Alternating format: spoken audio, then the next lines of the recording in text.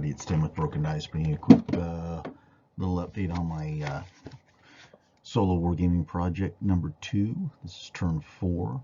As you can see by the cards, we're doing the Army Initiative, and the Persians got the King, and the Greeks got the 10. So the Persians will be taking the first part of turn 4.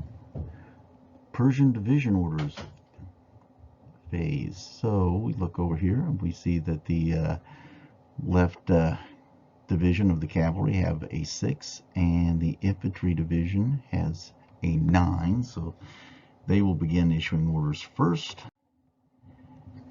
and they promptly fail again. Oh wait, actually no, wait a minute, I'm wrong. That's a 6. They passed, looking at my notes. Okay, division orders, and they move forward 1 move. Oh, I was so used to them failing, I forgot they actually passed 1. And the Persian cavalry division again passed their orders, and it's, well, when your commander has it level 10, most of the time you're going to pass by 3, and that's what they're doing this turn. Okay, let's take a look. Okay, the furthest division, cavalry division, from the cavalry commander, he's 24 inches away, so he needs to win by 2. He got a 7, so he passed by 2. He needed an 8, so he passed by 2, and so he gets 2 moves, or he actually needed, yeah. And so he, with the light cavalry move of 12, they move 24 inches, and you can tell by, you know, I showed the direction on the pictures with the little blue arrow.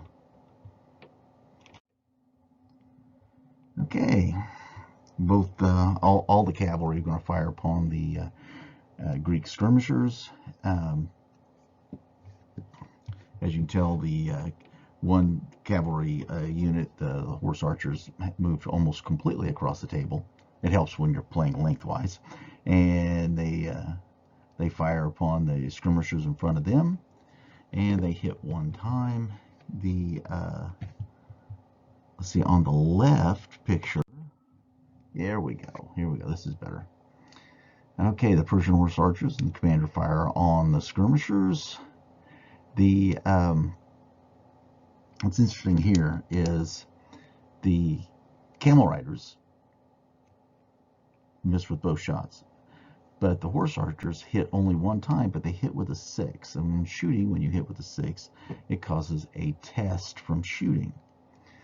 And the horse archers from the which would have been, they were on the far left of the Greek line, and then they moved to the right, have fired upon the skirmishers, and they did a single wound, and this is going to cause them to test because they are already shaken. So we have 2 units from the Greek side who are going to have to take tests, but for separate reasons. 1, because they were hit with a 6, and 2, because number 2, the other unit is shaken and they received a wound. And this brings us to the end of the Persian phase. Oh, I forgot to mention that both of those units broke from the table, and so now the Greeks are down on that division. 1 more loss there, and that division is going to flee, and I think start moving towards the edge of the table, and I think that would bring our game to an end if that happens.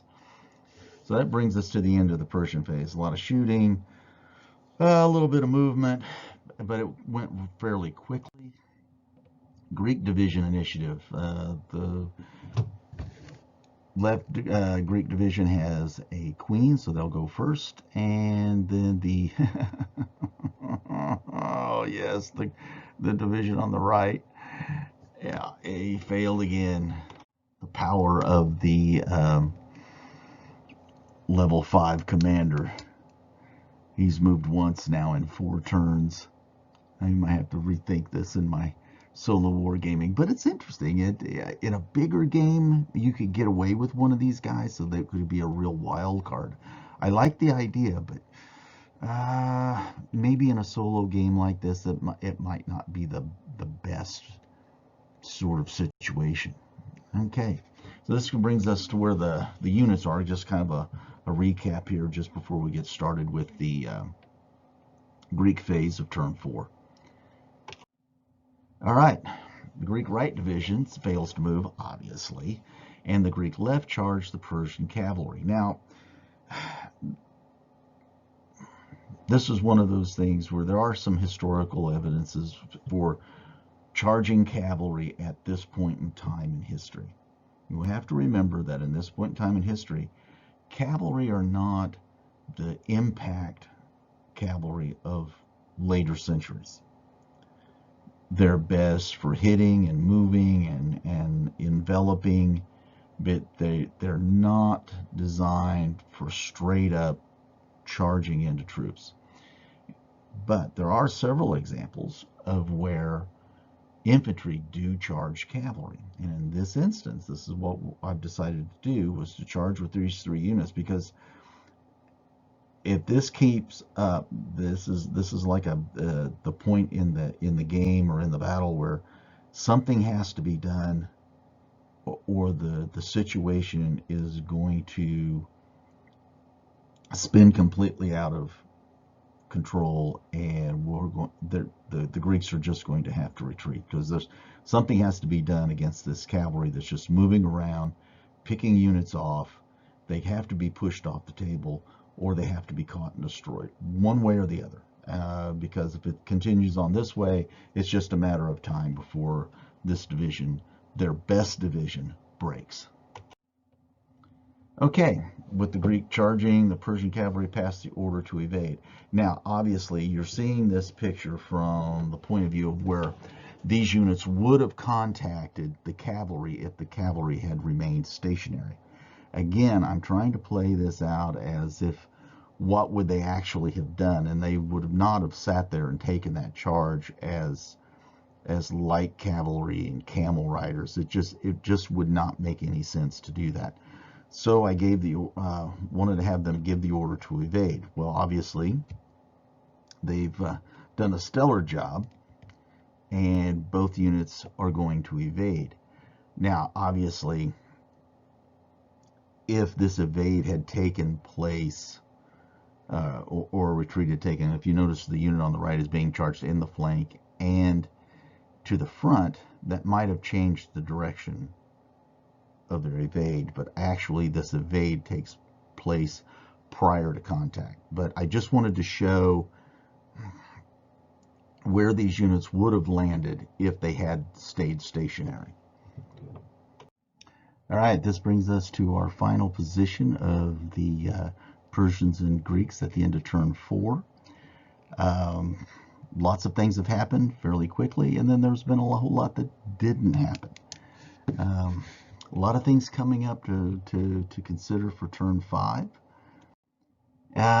This brings us to our end of turn 4, obviously, and thinking about turn 5 with the Persian cavalry in a precarious position, depending on who gets the first turn, depending on who gets, the orders off, and there's a lot of ifs that are going to go on here. But one thing I like to ask anybody that's been watching this is what to do with this Persian cavalry if it decides to evade from the charge. If they don't get the first turn and they get charged and they evade off the table, should they be able to come back? Should they not? Be an interesting question. And I think it puts the rest of the game in jeopardy if nothing else happens.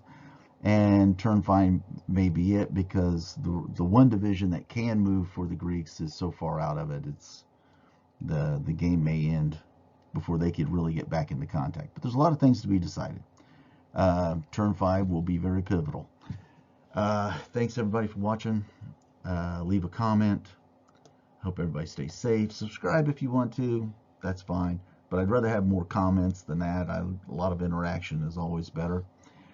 So everyone stay safe, and I will see you probably within another 4 or 5 days with turn 5 and possibly the end of this little solo wargaming project. Everybody be safe.